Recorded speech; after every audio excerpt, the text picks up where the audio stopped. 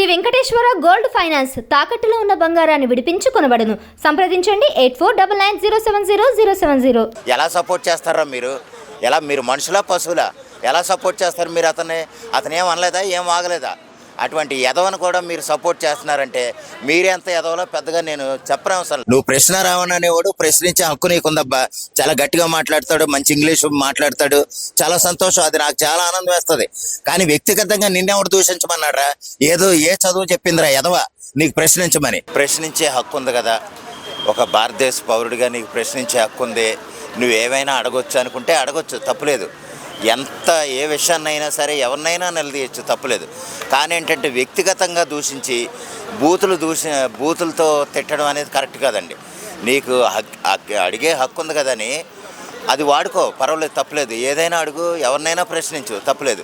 కానీ ఆ ప్రశ్నించే నేపథ్యంలో నువ్వు ఒకళ్ళని వ్యక్తిగతంగా దూషించడం అనేది మాత్రం చాలా పెద్ద తప్పు.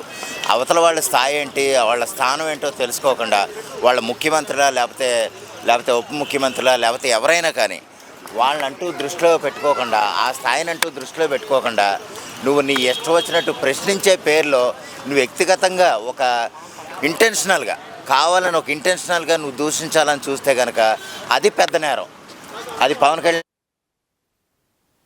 నిన్న నీకు రాజ్యాంగం ఇచ్చిన హక్కు, అది నీ ప్రశ్నించే హక్కు. దాని పేరుతో నువ్వు వ్యక్తిగతంగా దూషించడం అయితే చాలా చాలా తప్పు. దానికోసం అతను అరెస్ట్ చేయడం మాత్రం 100% వాస్తవం. అది ఏ విధంగానూ తప్పులేదు, తప్పు కాదు. అయితే ఇది వ్యక్తిగతంగా దూషించడానికి కారణం ఏంటంటే అతను స్థాయి అంటే అతను ఉనికి కోల్పోయేలాగా, అంటే నేనేదో పెద్ద పోటుగాడిని, నేనేదో రాష్ట్రానికి పెద్ద మంత్రిని, లేదా ఇదేదో ఆ స్థాయిలో ఊహించేసుకుని అంతలాగా రెచ్చిపోవటం, దానికి ఏదో కొంతమంది ఎదవలు అతను సపోర్ట్ చేసేవాళ్ళు అయితే చాలా చాలా తప్పు. ఎందుకంటే అతను ఏమన్నాడో, అతను ఏం వాగాడో నీకు ఆ మాత్రం తెలియట్లేదా? ఎలా సపోర్ట్ చేస్తారా మీరు? మీరు మనుషులా పశువులా? ఎలా సపోర్ట్ చేస్తారు మీరు? అతను ఏం అనలేదా, ఏం ఆగలేదా? అటువంటి ఎదవను కూడా మీరు సపోర్ట్ చేస్తున్నారంటే మీరెంత ఎదవలో పెద్దగా నేను చెప్పనవసరంలా. అటువంటి వాడిని బెయిల్ ఇవ్వటం కూడా నాన్ బెయిలబుల్ అరెస్ట్ చేసండి, ఫుల్గా ట్రీట్మెంట్ చేయాలి. ఎందుకంటే ఒక గజ దొంగను ఏ విధంగా ట్రీట్మెంట్ చేస్తారో అతను కూడా అటువంటి ట్రీట్మెంటే చేసి కొంచెం బొక్కలు ఎరగొట్టేలాగా, మళ్ళీ ఇటువంటి వాడు ఎవడైనా సరే నీకు ప్రశ్నించే పేరుతో వ్యక్తిగతంగా దూషిస్తే గనక ఎవరికైనా సరే ఇదే పరిస్థితి అనే విధంగా పోలీసులు కానీ, చట్టాలు కానీ, లేదా వ్యవస్థలు కానీ సంకేతాలు ఇస్తే కనుక మరుసటన్న రోజు ఎవడో కూడా ఇలా వాగడనేది నా ఉద్దేశం. అదేవిధంగా చేయాలనేది నా ఆకాంక్ష. మీరేదో నాకు హాని చేశారనుకోండి, నేను మిమ్మల్ని తిట్టడంలో తప్పులేదు. కానీ ఏంటంటే ఒక రాష్ట్ర ఉప ముఖ్యమంత్రిగా ఉండి అతను ఎంతోమందికి సేవ చేసి వ్యక్తిగతంగా తన సొంత డబ్బును కూడా వెచ్చించి ప్రజల కోసం కష్టపడి పనిచేస్తుంటే అతను కూడా నువ్వు వ్యక్తిగతంగా దూషించడం చాలా తప్పు. ఇక్కడ నేను రావణ్ణి ప్రశ్నించడం తప్పని అంటలే, ప్రశ్నించు, తప్పులేదు. అది పవన్ కళ్యాణ్ గారే స్వయంగా చెప్పాడు. కానీ ఏంటంటే ఆ ప్రశ్నించే పేరుతో వ్యక్తిగతంగా నా కొడకల్లారా చంద్రబాబు నాయుడు గారిని ఏం మాట్లాడినాయి? ఆడెవడాడు? 2 సంవత్సరాల క్రితం ప్రశ్న రావణ్ అనేవాడు ఎవడో తెలియదు నాకు. గొట్టంగాడు ఆడేదో ఒక పార్టీ ఓడిపోయిందని ఆ ఎదవలు పోషించే పాత్రతో వీళ్ళు బయటకు వచ్చి 2 సంవత్సరాల నుంచి విపరీతంగా రెచ్చిపోతే నువ్వు ప్రశ్నించవా? నిరుద్యోగులు ఎంతోమంది ఉన్నారు. రోజుకి 15 రూపాయలు 11 రూపాయలు సుమారు పెట్రోల్ డీజిల్ పెరిగింది. అప్పుడేం చేసావు? ఎవరి సంఖ నాకేవు? లేకపోతే ఉద్యోగాలు లేవు? ఎవరికైనా ఉద్యోగాలు లేవని ప్రశ్నించు. ఏటా లక్షల మంది ఇంజనీరింగ్, మెడిసిన్ చేసి వచ్చేస్తుంటే 10, 20, 200 ఉద్యోగాలు కూడా రావట్లే.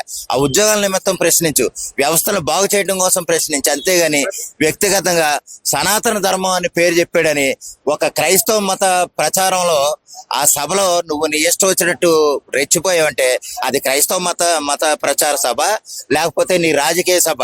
నువ్వు అందులో వెళ్లాల్సిన పనేట్రా? రాధా మనోహర్ దాస్ని తెగ్గొస్తాను, అదేదో నీ వ్యక్తిగతంగా పెట్టు.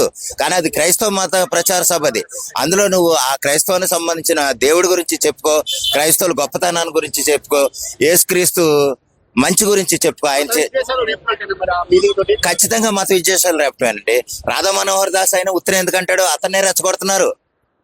అతను ఏమీ పిచ్చోడు కాదు కదా. ఇప్పుడు వీళ్ళందరినీ చూస్తుంటే అసలు మనం మామూలుగా రెగ్యులర్గా మనుషుల్లో తిరిగేవాళ్ళు ఏళ్ళ పిచ్చేవాళ్ళ, లేకపోతే ఇలాగా ఏదో నేనే పెద్ద పోటుగాడిని, నాకెంతో ఇది ఉంది, నా వెనకాల ఒక పార్టీ ఉంది, నా వెనకాల ఒక వర్గం ఉంది, నా వెనకాల ఒక కులం ఉంది, నా వెనకాల ఒక మతం ఉందని రెచ్చిపోతే గనక ఇటువంటి యదవులకి సరైన ట్రీట్మెంట్ చేసి వాళ్ళని దారిలో పెట్టేయాలనేది నా కోరిక. ఆడు కుక్క సావు ఎలా చచ్చాడండి? కత్తి మహేష్ ఎలా ఏ సావు చచ్చాడు? చచ్చిపోయినోడి గురించి మనం అనవసరం, కానీ అయినా ఆడు ఎటువంటి వాగుడు వాగితే ఎటువంటి సావు చచ్చాడో ప్రత్యేకంగా మనం చెప్పనవసరం లేదు. ఈడి పరిస్థితి కూడా రానున్న రోజుల్లో అనేది ప్రత్యేకంగా చెప్పనవసరం లేదు. సరే ఏదేమైనా సరే అతనికి ఏదో బెయిల్ వచ్చినా సరే 10 రకాల కేసులు ఉన్నాయి. ఆ 10 రకాల కేసులు 10 రకాల స్టేషన్లు తిరిగి చుట్టి తిరిగి వచ్చేటప్పటికి వీడి జబ్బు మొత్తం కట్టించేస్తారు. తర్వాత ఇంకెవడో నలుగురిలోనూ ఒక వ్యక్తిగతంగా దూషించాలంటే ఉచ్చబడిపోవాలన్నమాట. సరైన ట్రీట్మెంట్ ఇస్తే ప్రశ్నారావణ అనేవాడు బయటకు వచ్చేవాడు కాదు. లేకపోతే జడ శ్రవణ్ అనేవాడు, ప్రశ్నారావణ అనేవాడు 2 సంవత్సరాల క్రితం ఎవడన్నాడు తెలుసా మీకు? నాకు తెలియదు. కానీ 2 సంవత్సరాల నుంచి వైసీపీ పార్టీ ఓడిపోయి వాళ్ళు 2024 నుంచి బయటకు వచ్చారంటే చూడండి, వాళ్ళ వెనకాల ఎవరు ఉన్నారో మనం ప్రత్యేకంగా చెప్పలేదు. ఎవరిని టార్గెట్ చేసి మాట్లాడుతున్నారో, వాళ్ళు ఎవరి గురించి అంత విపరీతంగా వ్యక్తిగత దేశాన్ని పెంచేసుకుని, నువ్వు ప్రశ్నారావణ అనేవాడు ప్రశ్నించే హక్కు నీకుందబ్బా, చాలా గట్టిగా మాట్లాడతాడు, మంచి ఇంగ్లీష్ మాట్లాడతాడు, చాలా సంతోషం, అది నాకు చాలా ఆనందం వేస్తుంది. కానీ వ్యక్తిగతంగా నిన్నెవడు దూషించమన్నాడ్రా? ఏదో ఏ చదువు చెప్పిందిరా ఎదవా నీకు ప్రశ్నించమని?